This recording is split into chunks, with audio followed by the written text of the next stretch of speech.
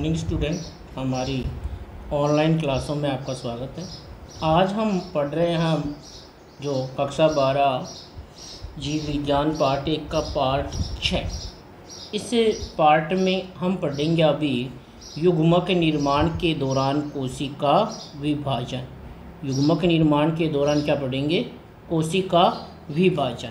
देखो, जब युग्मक निर्माण होता है लैंगिक जनन की प्रक्रिया में, तो उस युग्मक निर्माण के दौरान क्या होता है? कोशिका विभाजन होता है। अब ध्यान देना, यहाँ पर ये बात है कि देखो, युग्मक निर्माण होगा तो उसमें क्या होगी? कोशिका विभाजन होगा। मान लो ये कोई कोशिका है। अब ये कोशिका द्विगुणित है। अब इससे जो युग्मक बनेगा तो उस युग्मक होगा वो होगा अगुणित।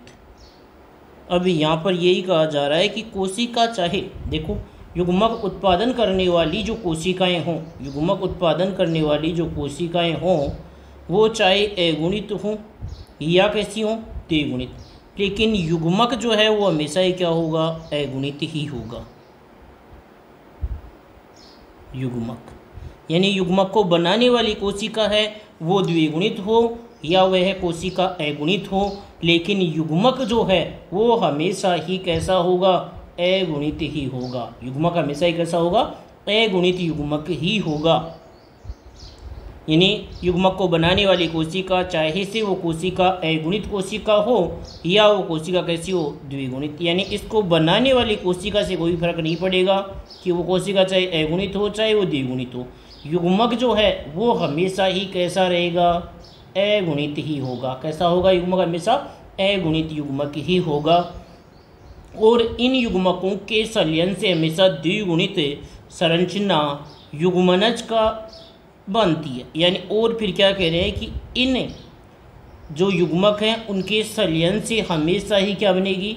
द्विगुणित रचना युग्मनज बनेगी। यानी इनमें क्या होगा कि जैसे ही एन और एन युग्मक हमारे पास बने हैं, जैसे ये एक जीव का एन युग्मक है और ये दूसरे जीव का एन युग्मक है।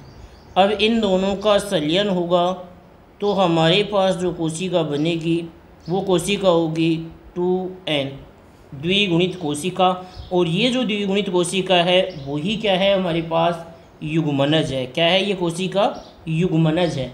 तो यहाँ पर ये कह रहे हैं, पूछा जा सकता है कि सूत्रगुणिता के आधार पर युग्मनज होता है। पूछा जा सकता है क्या? कि सूत्रगुणिता के आधार पर सूत्रगुणिता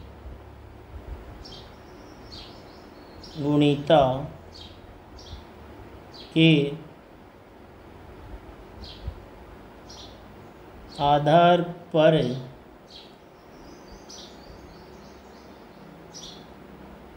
युग्मनज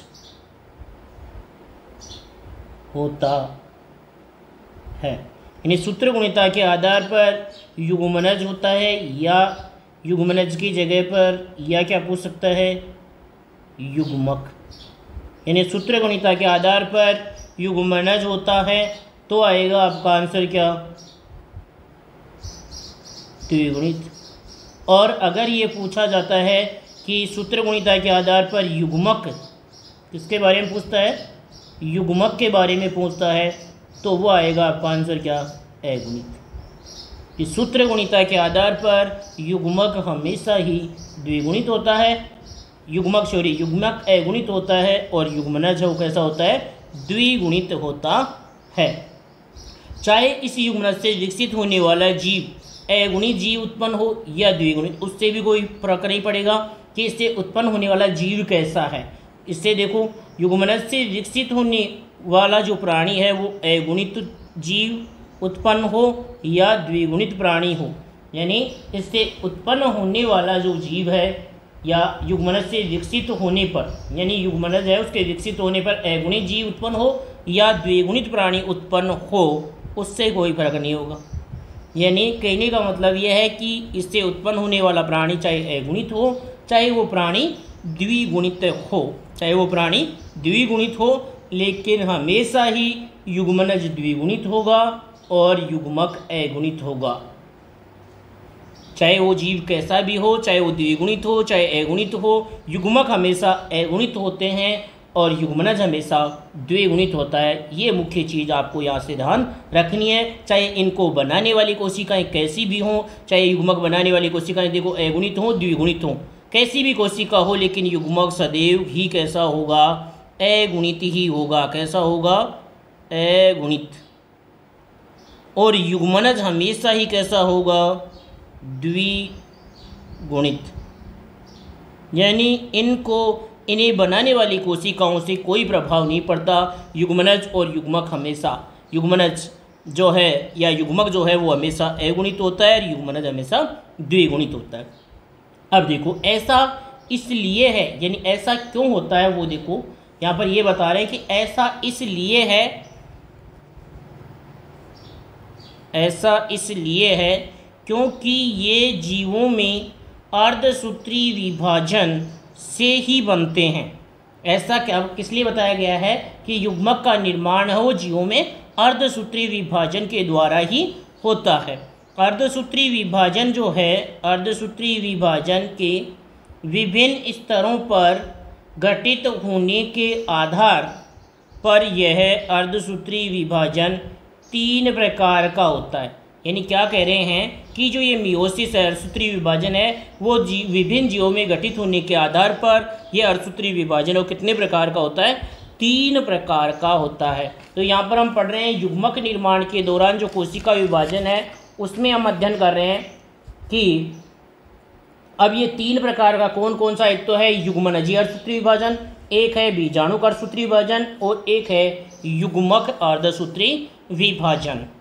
तो इसमें जो हमने देखा वो क्या क्या देखा कि युग्मक निर्माण के दौरान कि युग्मक चाहे बनाने वाली जो कोशिकाएं वो कैसी भी हों, युग्मक सदैव अगुणित ही होगा और युग्मनज सदैव द्विगुणित ही होगा।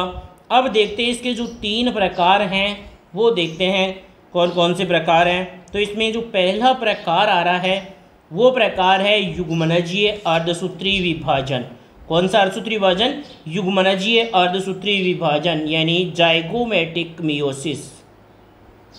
यानी यहाँ पर जो अर्धसूत्री विभाजन होगा वो किसमें होगा, युग्मनज में होगा। किसमें होगा, युग्मनज में अर्धसूत्री विभाजन होगा। देखो यह अर्धसूत्री विभाजन युग्मनज के विकास के दौरान होता है। इसमें युग्मनज मियोसाइट की तरह कार्य करता है और इसमें एक अगुणित जीव उत्पन्न होता है। यानी यहाँ पर ध्यान ये देना है हमारे पास कि जो हमारा युग्मनज था, क्या था, युग्मनज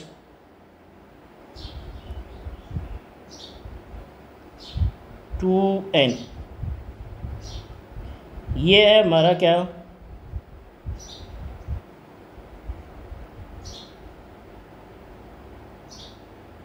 युग्मनज। अब क्या कह रहे हैं, इस युग्मनज में क्या होगा, अर्धसूत्री विभाजन होगा। क्या होगा, अर्धसूत्री विभाजन होगा इसमें। और इस अर्धसूत्री विभाजन होने से इससे जो नई कोशिकाएं बनेंगी वो कोशिकाएं होंगी एन। यानी अब ये जो हमारे पास नए जीव बने हैं, क्या बने, नए जीव, वो कैसे हैं, अगुणित। कैसे हैं, अगुणित। यानी यहाँ पर ये कहने का मतलब ये है यहाँ पर कि जो युग्मनज में, इसमें युग्मनज किसकी तरह कार्य कर रहा है, देखो मियोसाइट्स की तरह कार्य करता है। यानी यहाँ पर युग्मनज किसी की तरह कार्य कर रहा है, मियोसाइट्स की तरह कार्य करता है। यानी अर्धसूत्री विभाजन जो कोशिकाओं में होता है उसकी तरह यहाँ पर कार्य कर रहा है कौन, युग्मनज। यानी अब युग्मनज जो है उसमें यहाँ पर विभाजन हुआ, अर्धसूत्री विभाजन क्या हुआ,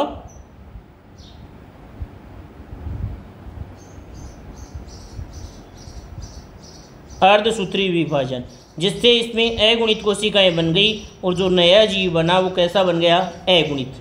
तो इससे क्या हो रहा है, देखो इससे एक अगुणित जीव उत्पन्न होता है।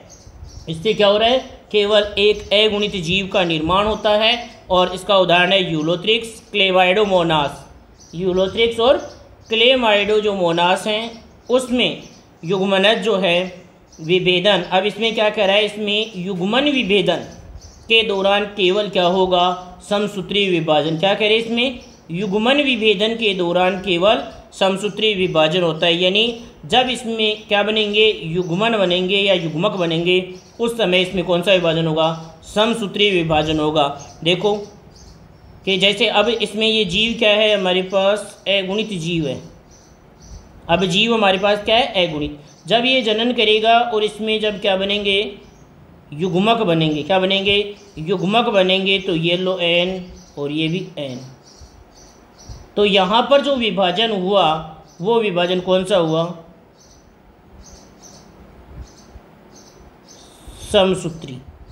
और फिर जैसे ही ये जो हमारे पास युग्मक थे, वो दो युग्मक जैसे ही क्या करेंगे, संयोग करेंगे, तो हमारे पास वापस क्या बन जाएगा, द्विगुणित युग्मनज। और फिर इस युग्मनज में वापस क्या होगा,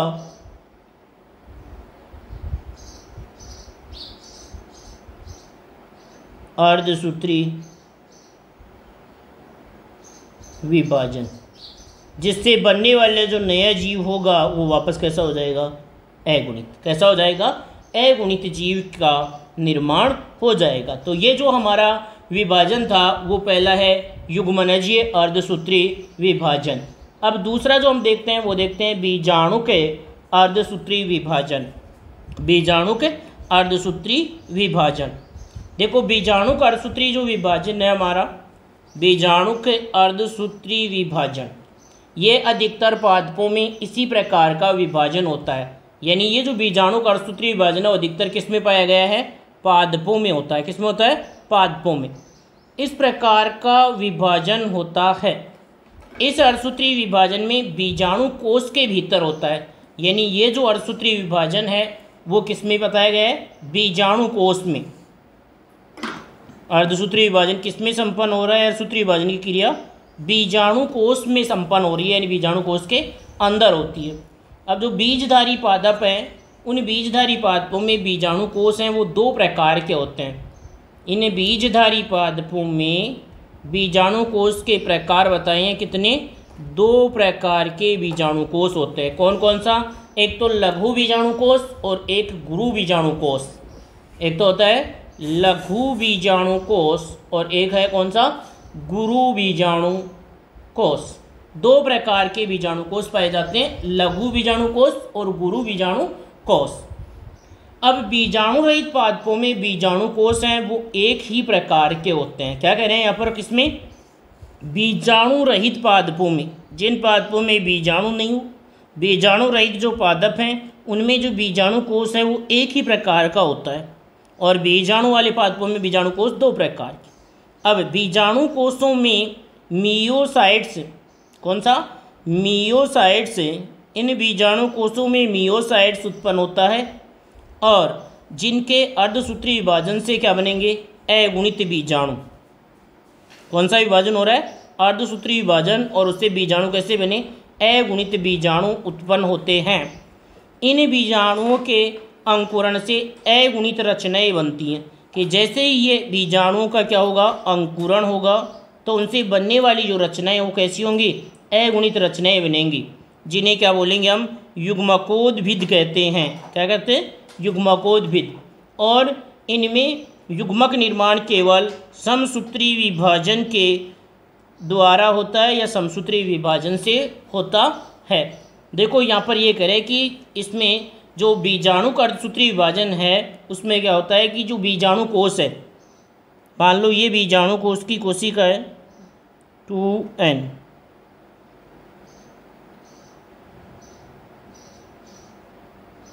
बीजाणु कोष। अब इस बीजाणु कोष की जो कोशिका थी उसमें विभाजन हुआ अर्धसूत्री, और अर्धसूत्री विभाजन होने से जो बीजाणु बन गए उसमें वो बन गए अगुणित बीजाणु। क्या बन गए, अगुणित बीजाणु। और ये जो अगुणित बीजाणु हैं, अगुणित, ये अगुणित जो बीजाणु हैं वो अंकुरित होंगे और अंकुरित होकर के क्या बनाएंगे, अगुणित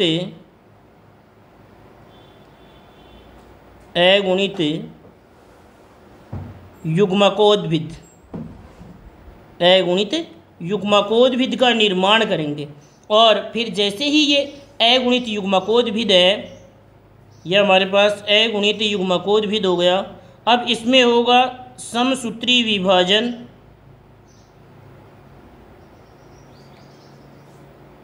समसूत्री विभाजन, और उससे जो युग्मक बनेंगे हमारे पास, वो युग्मक वापस से कैसे बनेंगे?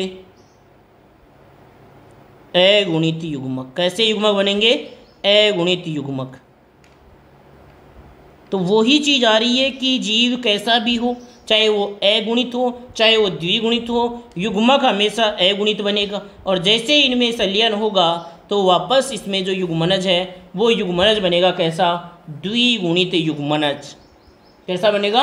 द्विगुणित युग्मनज बनेगा। तो इस प्रकार से यह है बीजाणु के अर्धसूत्री विभाजन, कि बीजाणु का अर्धसूत्री विभाजन है वो हो रहा है किसमें? बीजाणु कोषों में। किसमें हो रहा है? बीजाणु कोषों में। और बीजाणु कोषों में अर्धसूत्री विभाजन होने से अगुणित जो हैं वो बीजाणु बनेंगे, और ये अगुणित बीजाणु हैं वो अंकुरित होंगे और उनसे अगुणित रचनाएं बनेंगी जिनको हम बोलेंगे युग्मकोद्भिद। युग्मकोद्भिद है उसमें समसूत्री विभाजन होगा, और उसमें समसूत्री विभाजन होने से जो युग्मक होंगे वो बनेंगे फिर से कैसे? अगुणित प्रकार के युग्मक बनेंगे। अब उसके बाद में जो हमारा तीसरा जो प्रकार है वो आता है युग्मक अर्धसूत्री विभाजन। तीसरा जो प्रकार है वो आता है क्या? युग्मक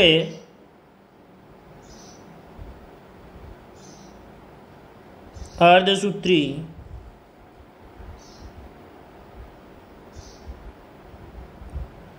युग्मक अर्धसूत्री विभाजन।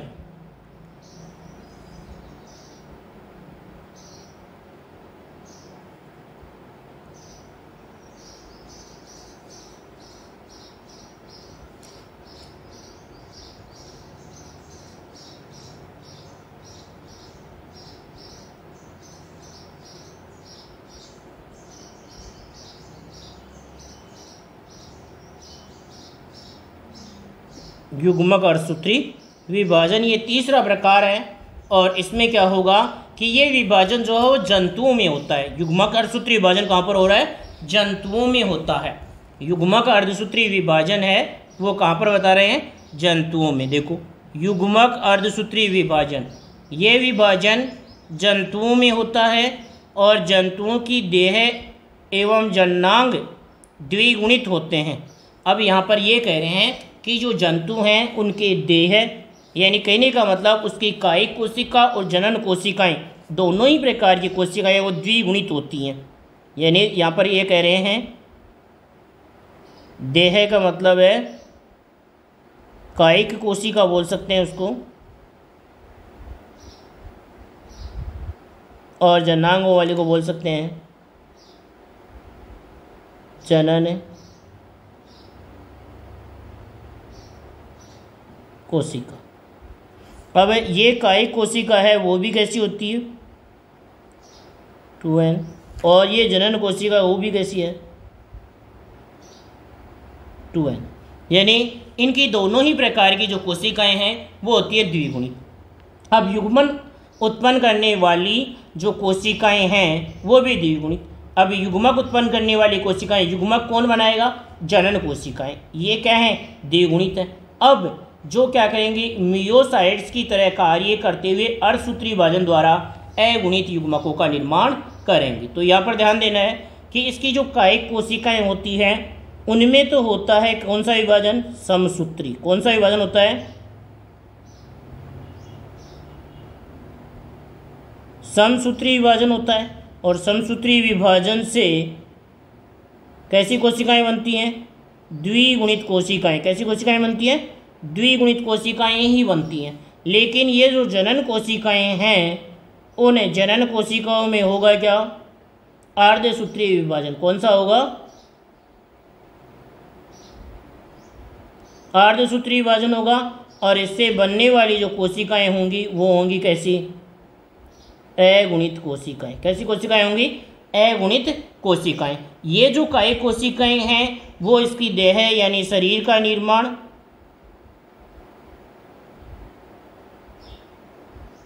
देह निर्माण में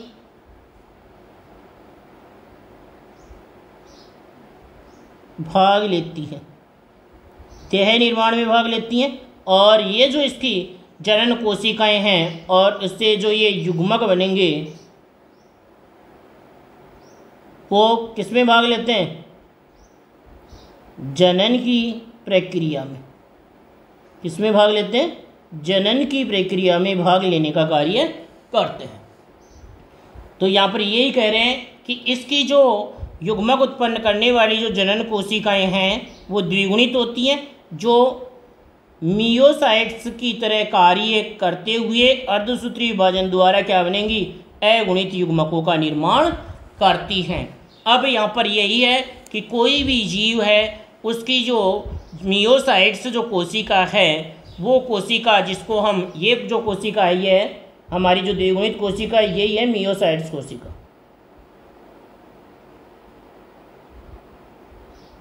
ये जो मियोसाइट्स कोशिका है उसमें जो गुणसूत्र होंगे उसके आधे गुणसूत्र, यानी इसमें 2n है तो इसमें क्या है? n गुणसूत्र होंगे। किसमें? युग्मक में। किसमें? युग्मक में। यानी उसमें 2n है तो इसमें कितने होंगे? अगर मियोसाइट्स 2n वाली है तो युग्मक कैसा होगा? n, अगुणित गुणसूत्रों की संख्या होगी। जैसे यहाँ पर कुछ उदाहरण, कुछ जीवों में मियोसाइट्स और युग्मकों में गुणसूत्रों के जो संख्या है वो दे रखी है कि किस किस जीव में कितनी कितनी संख्या होती है उसके बारे में। तो देखो सबसे पहले आ रहा है मानव। किसकी बात की जा रही है यहाँ पर? मानव की बात की जा रही है ह्यूमन। तो मानव में देखो मियोसाइट्स यानी कुल जो 2n गुणसूत्रों की संख्या होती है 46 और जो युग्मक होता है उसमें कितनी होती है? 23। यानी मानव के कुल गुणसूत्र हैं 46 और युग्मक में कितने होते हैं? 23, यानी आधे गुणसूत्र होते हैं। अगर हम मक्खी की बात करें, किसकी बात करें? मक्खी की बात करें तो इसमें कुल गुणसूत्र होते हैं 12 और इसके युग्मक में कितने होंगे? आधे 6। अगर हम यहाँ पर चूहा की बात करें, रैट्स की बात करें तो उसमें कुल गुणसूत्र हैं 42 और युग्मक में है 21। इसी प्रकार अगर कुत्ते की बात की जाए तो कुत्ते में 78 गुणसूत्र होते हैं और युग्मक में होते हैं 39। अगर बिल्ली की बात करें तो बिल्ली में 38 होते हैं और उसके युग्मक में कितने होते हैं? 19 गुणसूत्र होते हैं। अगर हम फल मक्खी की बात करें तो फल मक्खी में देखो 8 होते हैं, इसके युग्मक में होंगे 4। अगर हमारे पास एक फर्न है, फर्न पादप है जिसकी जो नाम बताया गया है ओपियोग्लोसम, ओपियोग्लोसम एक फर्न है जिसमें कुल गुणसूत्र होते हैं कितने? 1260 और उसमें जो युग्मक जो होता है उसमें गुणसूत्रों की जो संख्या है वो संख्या होती है कितनी? 630। उसके बाद में अगर हम देखें सेब में, एप्पल जो सेब है हमारा उसमें गुणसूत्र देखें तो 34 गुणसूत्र होते हैं और इसके युग्मक में होंगे कितने? 17 गुणसूत्र। अगर हम धान की बात करें तो धान में होते हैं 24 और युग्मक में होंगे कितने? 12। अगर मक्का की बात करें हम, मक्का में 20 तो युग्मक में कितने होंगे? 10। अगर आलू की बात करें तो आलू में है कितने? 48 और इसके युग्मक में होंगे 24। तितली की बात करें हम तो 380 और इसके युग्मक में कितने? 190। अगर हम प्याज की बात करें तो प्याज में कुल गुणसूत्र 32 और उसके युग्मक में कितने हैं? 16। कहने का मतलब यहाँ से हम यही स्पष्ट कर रहे हैं कि किसी भी जीव में जो कुल गुणसूत्र हैं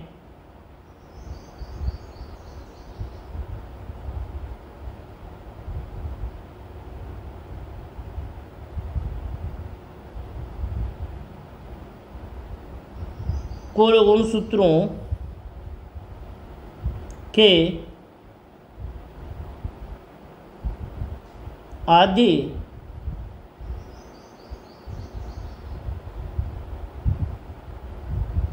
गुणसूत्र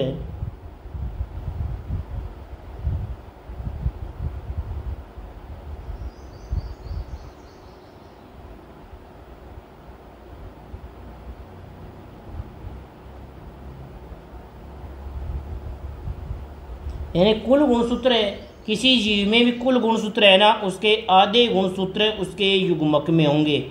मान लिया कुल गुणसूत्र 2n हैं, तो युग्मक में कितने होंगे? 2n/2, 2 से 2 घट गए, कितने बच गए? n। यानी आधे गुणसूत्र होंगे, n गुणसूत्र होंगे अगर किसी जीव में कुल गुणसूत्रों की जो संख्या है वो 2n है। तो यहाँ पर ये 2n संख्या है और ये n संख्या है, तो इसमें 2 का भाग देंगे तो युग्मक में गुणसूत्रों की संख्या में प्राप्त हो जाती है। किसमें? युग्मक में गुणसूत्रों की संख्या में प्राप्त होती है।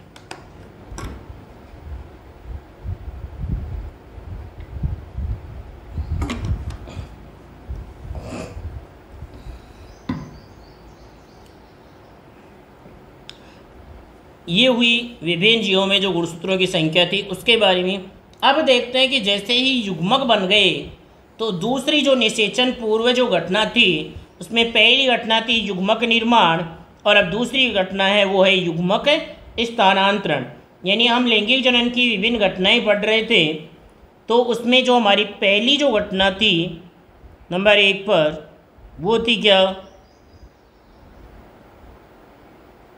युग्मक निर्माण, जिसको हमने पढ़ लिया। और अब जो आगे वाली घटना हमारी है वो है युग्मक निर्माण। अब है दूसरी जो है वो है हमारी युग्मक स्थानांतरण। युग्मक स्थानांतरण, तो अब हम पढ़ेंगे क्या? युग्मक स्थानांतरण। युग्मक स्थानांतरण की जो प्रक्रिया है उसके बारे में हम क्या करेंगे? अब अध्ययन करेंगे। देखो युग्मक स्थानांतरण क्या कह रहे हैं यहाँ पर कि जो युग्मक स्थानांतरण है हमारा, युग्मक स्थानांतरण यानी युग्मकों का स्थानांतरण। युग्मक निर्माण के पश्चात नर व मादा युग्मक एक दूसरे के समीप आते हैं ताकि निषेचन की क्रिया सफलतापूर्वक संपन्न हो सके। यानी यहाँ पर ये कह रहे हैं कि जैसे ये हमारे पास एक नर युग्मक और ये है मादा युग्मक, यानी मान लिया ये तो हमारे पास है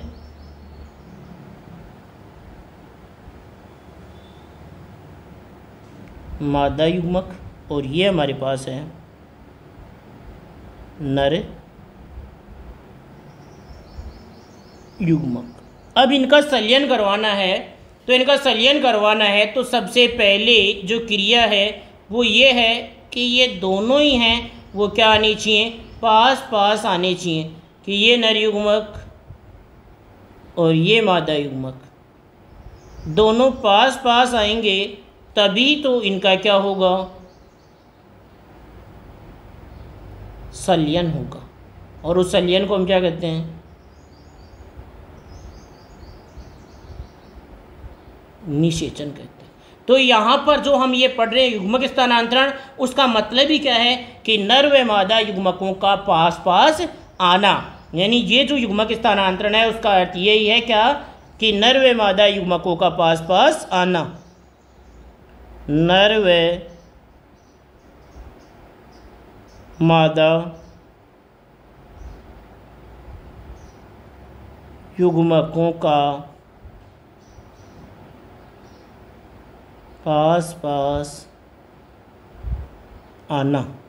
नर व मादा युग्मकों का पास पास आना क्या कहला रहा है? युग्मक स्थानांतरण। किस लिए? निषेचन करने के लिए। ये पास पास किसके लिए आ रहे हैं? निषेचन करने के लिए आ रहे हैं। जब इनका संलयन हो जाएगा तो ये दोनों जुड़ करके एक ही कोशिका का निर्माण कर लेंगे, जिसको बोलते हैं 2n और क्या? युग्मनज। तो ये बनाने के लिए इनको पास पास आना है। पास पास आने के लिए क्या होगा? युग्मकों का स्थानांतरण होता है। अब जलीय जीव क्या करते हैं? अपने युग्मकों को जल में छोड़ देते हैं। क्या कह रहे हैं यहाँ पर?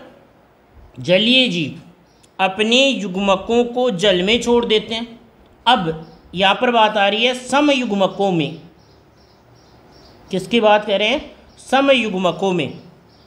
देखो समयुग्मकों में क्या है, दोनों ही युग्मक गमनशील होते हैं और दोनों ही क्या करते हैं, एक दूसरे को अपनी ओर आकर्षित करते हैं।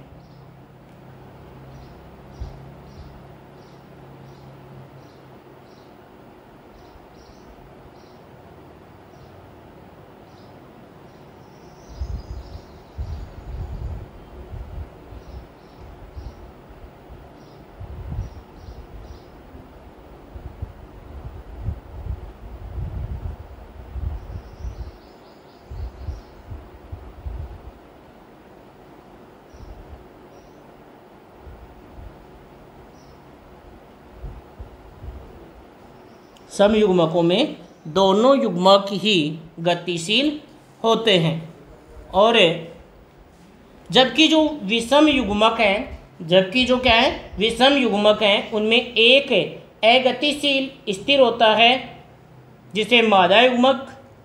जबकि क्या कह रहे हैं, दूसरी बात आ रही है विषम युग्मकों में। विषम युग्मकों में क्या होता है कि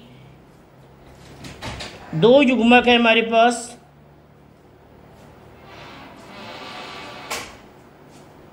उसमें से एक जो युग्मक है वो होता है अचल, और उसे कहते हैं क्या, मादा युग्मक। और दूसरा जो युग्मक होता है वो होता है चल गतिशील, और वो युग्मक कहलाता है क्या, नर युग्मक। नर युग्मक। तो विषम युग्मकों में जो युग्मक होते हैं दो प्रकार के होते हैं, एक अचल मादा युग्मक और दूसरा है चल नर युग्मक। जबकि सम युग्मक जो होते हैं उनमें दोनों ही युग्मक क्या होते हैं, गतिशील होते हैं, और दोनों ही एक दूसरे को आकर्षित करते हैं, उसे बोलते हैं क्या, सम युग्मक। आगे देखो कि जो विषम युग्मक में हम कह रहे हैं क्या, कि एक युग्मक अगमनशील एवं स्थिर होता है जिसे मादा युग्मक कहा जाता है, और नर युग्मक है वो गमनशील होता है। ब्रायोफाइटा और टेरिडोफाइटा में अंडाणु और कीगोनिया में उत्पन्न होते हैं। अभी यहाँ पर हमने देख ली समयुग्मक और विषम युग्मक। देखो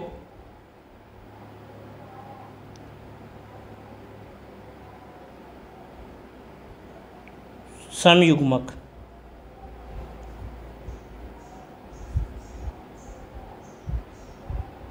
किसे कहेंगे, दोनों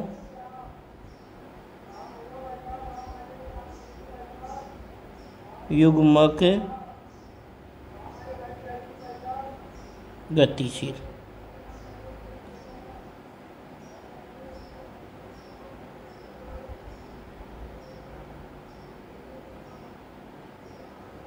और विषम युग्मक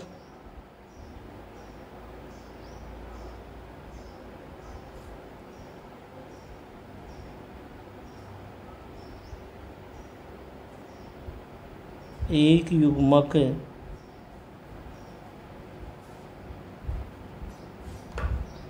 गतिशील व दूसरा अगतिशील।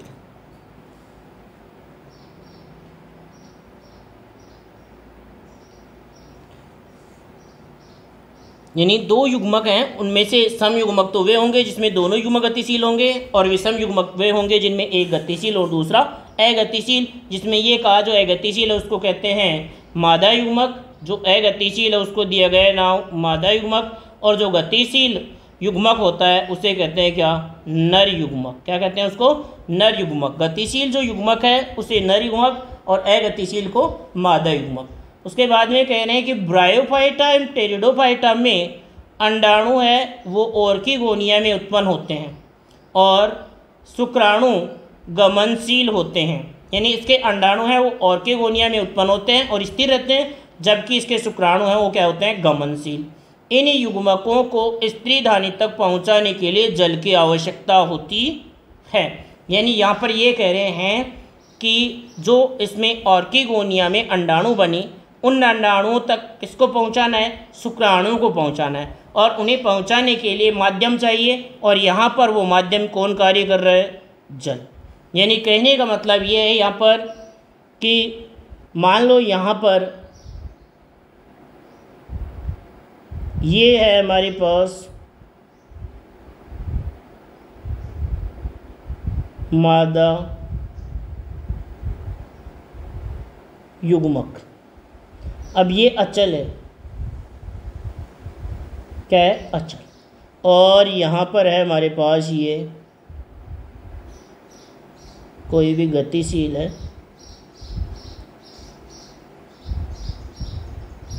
नर युग्मक। कैसा है ये, चल। अब इस नर युग्मक को यहाँ मादा युग्मक तक पहुँचाने के लिए क्या चाहिए, माध्यम चाहिए। स्थानांतरण के लिए क्या चाहिए, माध्यम चाहिए।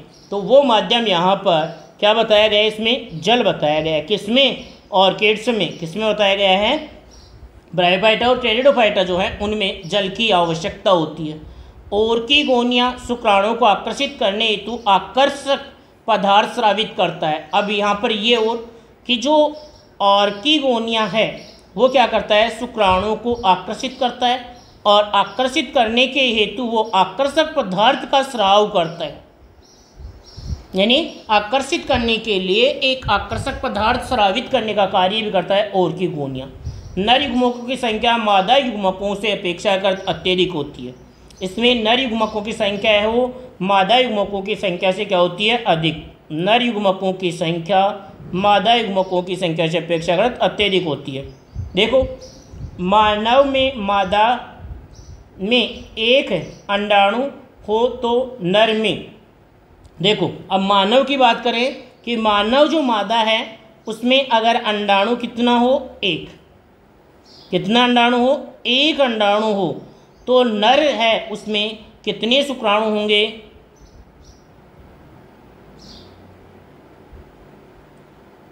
100 से लेकर 400 मिलियन शुक्राणु उत्पन्न होते हैं।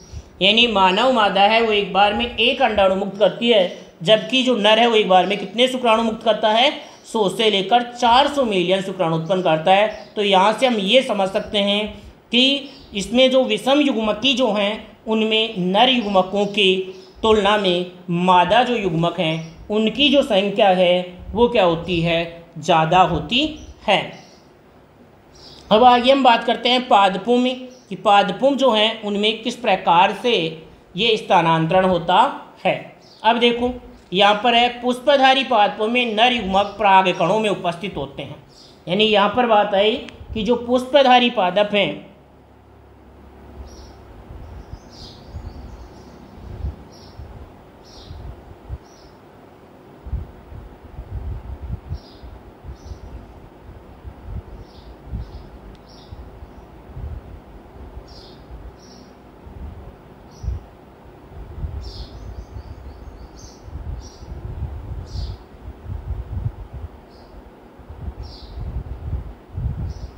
पुष्पधारी जो पादप हैं उनमें जो नर युग्मक हैं होते हैं क्या, परागकण।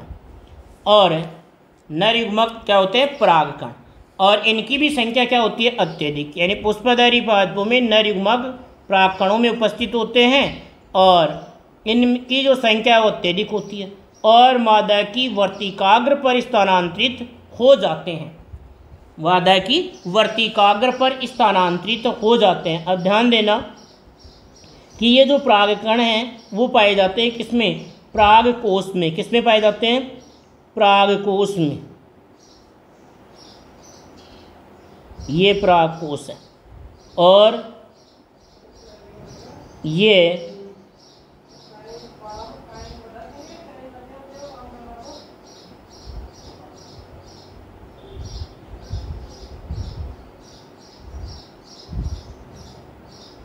अंडाशय। अब ये जो वर्तिकाग्र है यहाँ से परागकोश से परागकण मुक्त होंगे और कहाँ पर स्थानांतरित होंगे, वर्तिकाग्र पर स्थानांतरित होंगे। तो परागकणों का परागकोश से मुक्त होकर वर्तिकाग्र पर जो स्थानांतरण की क्रिया है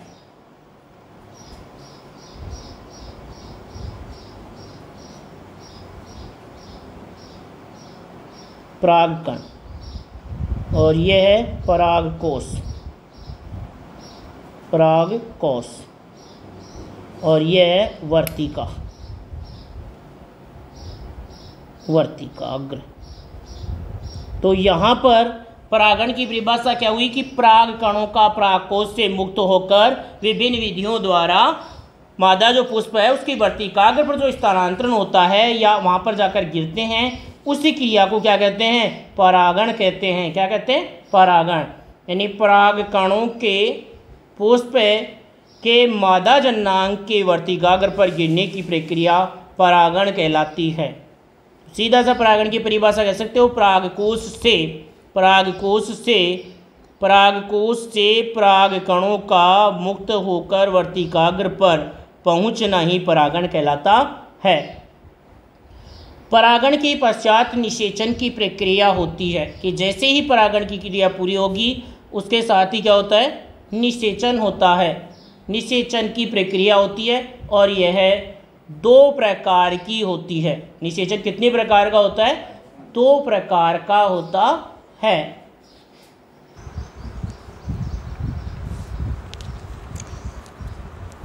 उसके बाद में है जो स्वपरागण और परपरागण। यानी ये जो परागण की प्रक्रिया है वो निषेचन, मतलब परागण के पश्चात निषेचन की क्रिया होती है, और ये 2 प्रकार का होता है परागण। कौन कौन सा? स्वपरागण और परपरागण। अब देखो यहाँ पर देखना कि जैसे स्वपरागण और परपरागण क्या होता है।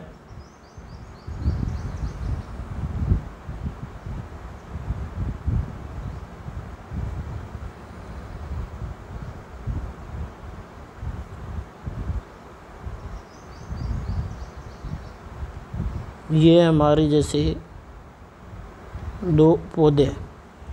अब इसमें क्या है कि जैसे इस पौधे में ये पुष्प है और इस पौधे में ये पुष्प है, यहाँ पर ये पुष्प है और ये पुष्प है मान लो। अब अगर स्वपरागण का मतलब तो क्या है कि जैसे जो परागकण हैं इस पुष्प के परागकण निकलकर इसी पुष्प पर गिरे तो वो स्वपरागण होता है, और एक इस पुष्प के परागकण इसी पौधे के दूसरे पुष्प पर जाकर गिरे वो भी स्वपरागण ही है।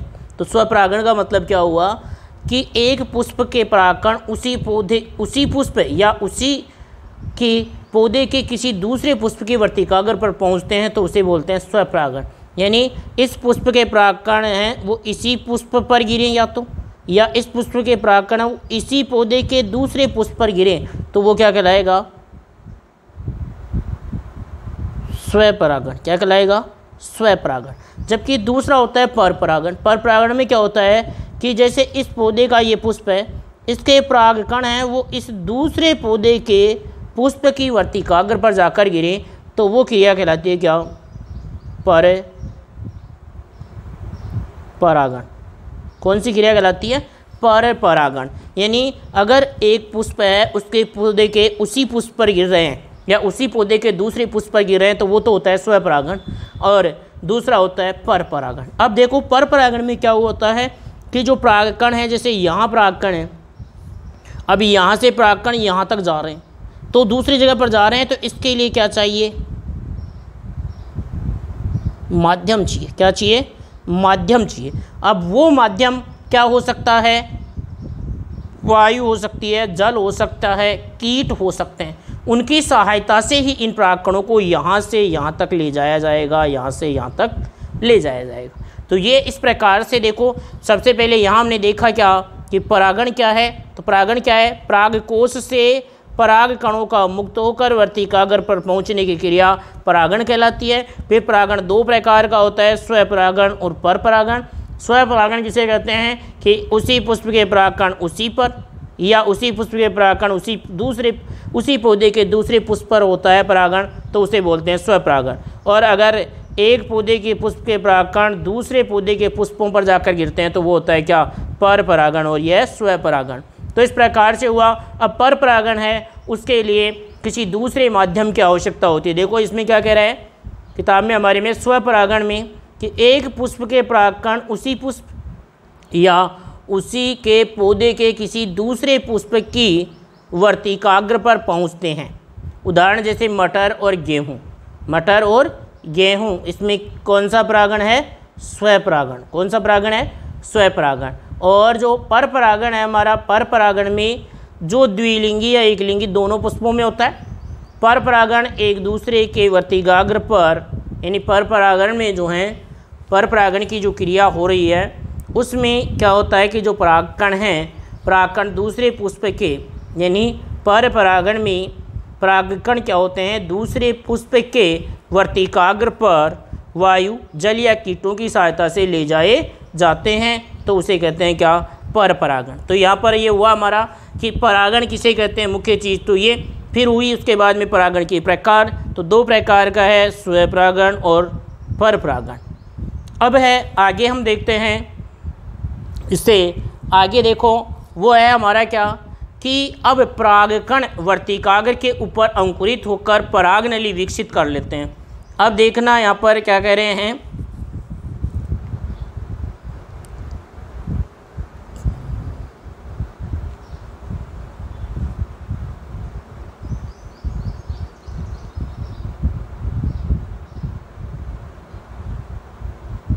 ये अंडाशय। अब परागकण जो था वो इस परागण की क्रिया के द्वारा ये परागकण यहाँ पहुँच गए। परागण की क्रिया से क्या हो गए? परागकण यहाँ पहुँच गए। अब उसके बाद में वर्तिकाग्र पर इन परागकणों का अंकुरण होगा और उनसे क्या बनेगी? परागनली।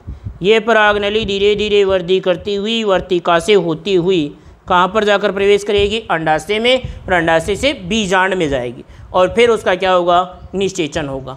तो यहाँ पर यही कह रहे हैं कि देखो परागकण है वर्तिकाग्र के ऊपर अंकुरित होने पर परागनली विकसित कर लेते हैं, यानी ये हमारा क्या है? परागकण। और ये वर्तिकाग्र पर अंकुरित हो गया तो ये क्या बन गई?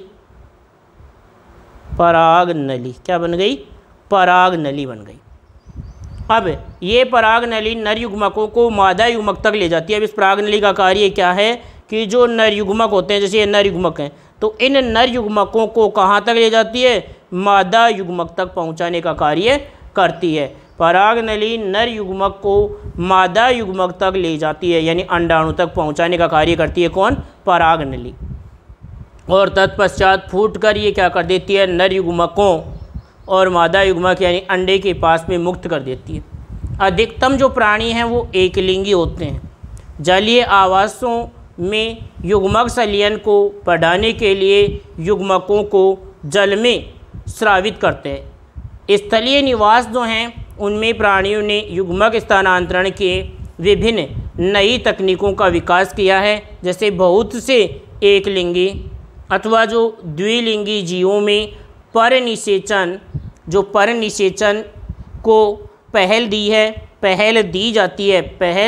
दी जाती है और उनमें युग्मक स्थानांतरण की कार्य का विकास हुआ है। यानी यहाँ पर ये कह रहे हैं कि युग्मक स्थानांतरण की नई तकनीकों का विकास किया है प्राणियों ने, और युग्मक स्थानांतरण की जो नई तकनीक हैं वो विकसित किस प्रकार से हैं? तो बहुत से जो एक लिंगी और द्विलिंगी जीव हैं उनमें परनिषेचन की पहल की जाती है।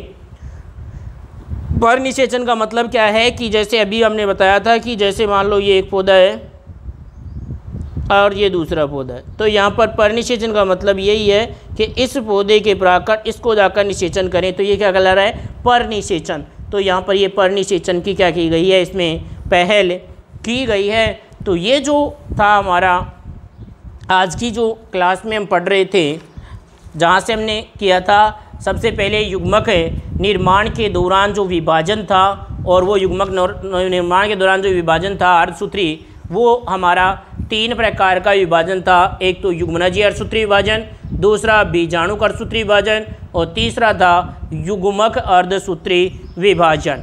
फिर युग्मक अर्धसूत्री विभाजन के बाद में हमने युग्मक निर्माण से युग्मक स्थानांतरण पढ़ा, और युग्मक जो स्थानांतरण था उसमें किस किस प्रकार से युग्मकों का स्थानांतरण होता है, ये सब जो है वो हमने आज की जो हमारी ये क्लास थी उस क्लास में जाना। और अब हम जो अगली क्लास है उसमें पढ़ेंगे लैंगिक जनन की जो मुख्य विशेषता अगली जो है वो है निषेचन। किसके बारे में पढ़ेंगे अगली क्लास में? जो हम पढ़ेंगे किसके बारे में? निषेचन, यानी हमारी जो लैंगिक जनन की विभिन्न घटनाएं थी उसमें पहली थी निषेचन पूर्व, जिसमें हमने पढ़ लिया, और फिर अब पढ़ेंगे निषेचन, और उसके बाद में क्या पढ़ेंगे, निषेचन पश्च। निषेचन पश्च ये हम पढ़ेंगे, वो आगे की क्लास में पढ़ेंगे। आज की क्लास को हम यही समाप्त करते हैं। धन्यवाद।